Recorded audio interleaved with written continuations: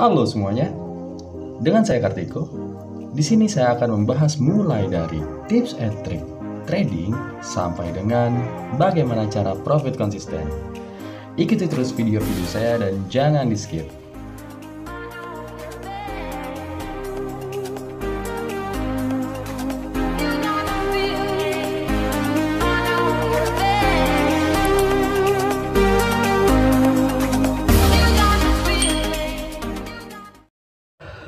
Oke teman-teman, sebelum kita masuk ke pokok bahasan utama kita yaitu tips trading, saya mau start dulu dari awal nih teman-teman, yaitu pengertian dari trading itu dan perkembangan trading itu seperti apa.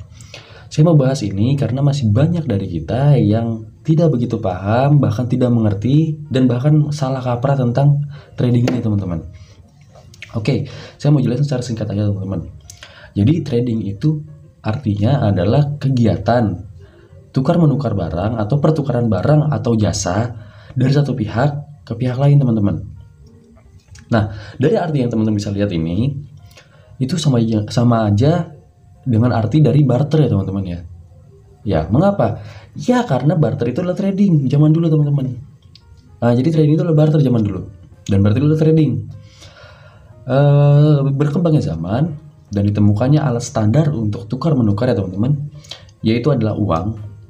Barter itu berubah menjadi jual beli. Oke? Setelah barter berubah jadi jual beli, otomatis juga trading berubah dong. Artinya dari yang tadi barter juga menjadi jual beli. Dan itu bertahan sampai sekarang.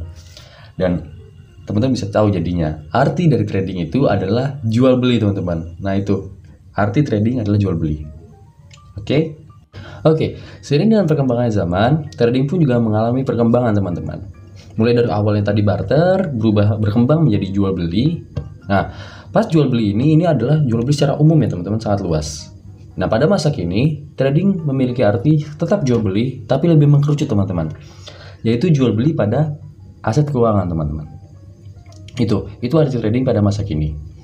Nah, pasar yang ditawarkan atau aktivitas yang ditawarkan pada trading masa kini adalah yang pertama pasar saham. Nah, pasar saham ini adalah wadah yang memberikan akses kepada perusahaan untuk mendapatkan modal dari para investor ya teman-teman. Nah, jadi perusahaan ini memperjualbelikan aset perusahaannya kepada investor. Dan ketika investor membelinya, investor memiliki persentase kepemilikan dari perusahaan tersebut. Nah, itu yang biasa kita tahu sebagai investasi ya teman-teman ya. Investasi di perusahaan A, perusahaan B, perusahaan C. Nah, itu adalah pasar saham yang menyediakan wadahnya teman-teman. Oke. Yang kedua adalah pasar berjangka teman-teman ya. Nah, pasar berjangka ini adalah wadah di mana kita mengontrak penjual untuk mengantarkan barang kepada pembeli, tapi lebih ke arah komoditas teman-teman. Nah, lebih banyak ke arah komoditas ini, seperti emas, contohnya silver mungkin, atau mungkin semacam kopi dan lain-lain lah, banyak komoditas itu. Itu adalah untuk pasar berjangka teman-teman. Oke, dan yang ketiga adalah pasar valuta asing, atau kalau teman-teman lebih gampang, lebih banyak didengar adalah foreign exchange ya, itu forex ya teman-teman. Nah ini pasar valuta asing ini timbul dikarenakan terdapat perbedaan nilai kurs antara setiap negara ya teman-teman ya. Nah sehingga itu bisa diperjualbelikan teman-teman. Jadi itu kita tahu forex adalah valuta asing ya, pasar valuta asing itu teman-teman. Nah forex ini juga berkembang nih teman-teman nih. Forex ini berkembang. Kalau misalnya dulu cuma nanya seperti itu tuh aja lah ibaratnya. Nah ini berkembang menjadi trading di binary option gitu teman-teman. Binary option. Nah kita harus tahu dong apa sih bedanya si forex ini sama si binary option ini nih. Oke, jadi perbedaan antara forex dan binary option bisa dilihat di sini. Ini saya sudah buatkan tabel, teman-teman bisa baca semua. Adalah yang perbedaan yang pertama adalah yang diperdagangkan di forex dan binary option itu berbeda. Kalau di forex kita memperdagangkannya atau memperjualbelikannya adalah mata uang, sedangkan di binary option itu adalah pergerakan naik atau turunnya si grafik forex ini atau nilai mata uangnya. Itu teman-teman, itu perbedaan pertamanya. Nah, perbedaan yang kedua adalah untuk nilai profit dan loss-nya teman-teman. Nah, kalau misalnya teman-teman lihat kalau teman-teman tahu di forex itu ketika kita open posisi di angka 1, nanti lalu kita beli di situ dan untuk penutupannya ada di angka 2, jarak selisih antara 2 dan 1 ini adalah nilai profit dari si forex ini, teman-teman. Jadi tergantung dari fluktuasi pergerakan harganya, teman-teman. Begitupun kalau loss, misalnya dia berhenti di bawah 1, kita minusnya minus 1 dari saldo kita. Seperti itu, teman-teman. Sedangkan kalau misalnya binary option, profitnya adalah berdasarkan dari rate payout yang telah ditentukan oleh broker ataupun kita sebelum membuka posisi, itu teman-teman. Nah, rate payoutnya itu berupa persentase ya teman-teman. Nanti kita bisa lihat ketika kita sudah masuk ke penjelasan tentang binary option lebih dalam ya teman-teman, ketika kita sudah masuk ke platformnya ya. Nah, sedangkan kalau loss itu kita mengeluarkan nilai kapital kita atau nilai yang kita sebagai open posisinya. Contoh misalnya saya punya saldo $100, tapi saya menggunakan open posisi $1. Itu $1 adalah nilai kapital ya teman-teman. Nah, itu adalah perbedaan kedua dari forex dan binary option. Oke. Nah, untuk jenis ordernya pun berbeda antara forex dan binary option. Kalau kita tahu di forex adalah buy atau sell, jual atau beli. Nah, plus pending order ya, kalau kita tahu itu. Nah, kalau di binary option yang kita tahu adalah call atau put, bisa juga dikatakan higher or lower, lebih tinggi atau lebih rendah. Nah, itu perbedaan ketiga dari forex dan binary option ya teman-teman. Nah, untuk yang terakhir perbedaannya adalah close position dari atau penutupan dari si forex dan binary option. Kalau forex sendiri itu bisa ditutup secara manual, bisa juga dengan namanya stop loss. Ketika sudah kelihatan loss, itu kita bisa memberikan titik stop lossnya dan juga titik take profit, batas profit kita, dan juga ada berhenti karena margin call ya teman-teman ya, margin call. Oke. Sedangkan di binary option, close positionnya atau waktu penutupannya adalah waktu kadaluarsa teman-teman. Jadi dia adalah expiry time, waktu kadaluarsa. Oke, itulah perbedaan dari forex dan binary option. Oke, sekarang kita masuk ke pokok bahasannya teman-teman. Jadi di video ini sebenarnya saya pengen sharing ke teman-teman bagaimana untuk memulai trading binary option ya teman-teman ya. Nah, yang teman-teman harus lakukan pertama kali setelah teman-teman sudah tahu apa sih binary option itu dan sudah tahu resiko dari binary option itu, yang teman-teman lakukan adalah memilih yang namanya market maker atau broker. Ini sama ya, ini teman-teman harus memilih. Nah, mengapa? Ya, karena di sini market maker atau broker Indonesia ini sangatlah banyak dan dengan keunggulannya masing-masing ya teman-teman ya, dan keunggulan dan kekurangan masing-masing broker tersebut ya. Sangat banyak yang menjalankan binary option. Teman-teman pilihlah salah satu dulu teman-teman. Oke. Saya mungkin bisa memberikan tips untuk bagaimana teman-teman yakin di broker A, broker B, broker C atau broker D misalnya gitu. Di sini saya menggunakan beberapa faktor. Faktor pertama, saya harus mengetahui dulu apakah broker tersebut membayar dengan cepat ya teman-teman. Jadi saya di sini sangat selalu berpikir bahwa saya akan profit, dan ketika nanti saya profit saya mau withdraw ya teman-teman, saya akan tarik uang saya, dan itu berapa lama penarikannya. Kalau misalnya terlalu lama saya tidak mau di broker tersebut ya, karena kan itu uang kita bahasanya teman-teman, jadi jangan sampai terlalu lama tertahan gitu. Yang pertama. Yang kedua itu adalah pendaftaran yang mudah ya teman-teman. Nah, di sini saya menyarankan ini karena nggak mau dong kita kalau misalnya kita terlalu beribet daftar sampai akhirnya tertunda ya namanya tradingnya ya. Nah, ini makanya ini juga salah satu faktor gitu, karena ada broker yang sangat sulit untuk pendaftarannya. Oke. Yang ketiga di sini adalah indikator, tentang indikator teman-teman. Nah, trading itu menggunakan indikator ya teman-teman. Nah, indikatornya apakah lengkap atau tidak, banyak atau tidak. Nah, ini sebagai pertimbangan saya juga nih teman-teman. Oke. Jadi ada juga yang tidak ada indikatornya, ada juga teman-teman, ada atau hanya minim sekali indikatornya, ada juga broker yang seperti itu. Nah, ini pastikan banyak indikatornya, jadi teman-teman bisa menganalisa dengan macam-macam metode.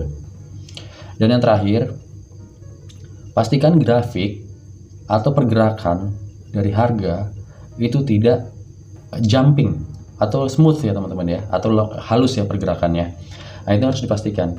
Karena sesuai dengan pengalaman saya, ketika pergerakan grafik atau ketika pergerakan harga itu sangat fluktuatif dan pergerakannya sangat loncat-loncat atau jumping, itu sangat sulit untuk kita analisa teman-teman. Tapi semakin smooth grafik tersebut, semakin smooth perubahan harganya, itu akan semakin mudah kita menganalisanya teman-teman. Oke? Itulah 4 faktor yang saya bisa berikan ke teman-teman, saya bisa share ke teman-teman untuk dapat memilih yang namanya broker. Oke teman-teman, jadi 4 faktor yang tadi saya sampaikan ke teman-teman, saya temukan di salah satu broker di Indonesia yang namanya adalah IQ Option. Oke, saya menemukannya di IQ Option, di mana pertama, pendaftarannya mudah teman-teman. Pendaftarannya hanya membutuhkan email yang terverifikasi. Setelah itu membutuhkan ID atau KTP atau paspor atau SIM ya teman-teman ya. Nah, nanti pendaftarannya juga hanya membutuhkan waktu 1 kali 24 jam teman-teman. Nah, itu sangat mudah ya. Dan yang kedua, masalah grafik teman-teman. Masalah grafik. Grafik di IQ Option ini saya bisa bilang smooth teman-teman. Nah, karena saya sudah berkelana ke beberapa broker dan saya terjun ke sini, itu yang paling smooth teman-teman. Tidak ada jumping, tidak ada sliding teman-teman. Oke. Yang ketiga, indikator. Indikator di IQ Option ini sangat komplit teman-teman. Saya bisa bilang sangat komplit. Dan itu juga berlaku di aplikasi handphonenya. Itu juga berlaku di aplikasi untuk komputer.